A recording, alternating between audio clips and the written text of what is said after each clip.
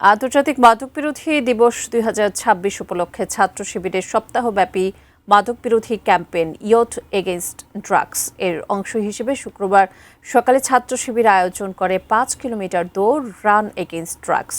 কেন্দ্রীয় শহীদ মিনার থেকে শুরু হওয়া এই দৌড়ে অংশ নেয় ঢাকা বিশ্ববিদ্যালয় সহ রাজধানীর বিভিন্ন শিক্ষা প্রতিষ্ঠানের শিক্ষার্থীরা।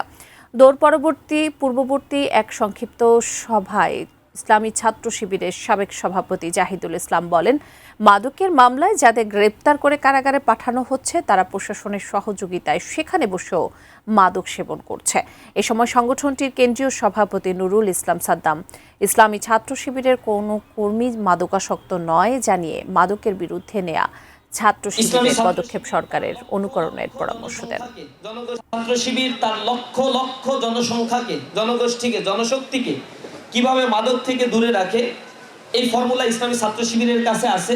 এবং তার প্রতিষ্ঠা লগ্ন থেকে যে লক্ষ লক্ষ ম্যান পাওয়ারকে তারা বাংলাদেশের জন্য উপহার দিয়েছে, তারা সকলেই মাদক থেকে, দুর্নীতি থেকে এবং অন্যায়, অশ্লীলতা, বেহায়াপনা থেকে বিরত রয়েছে।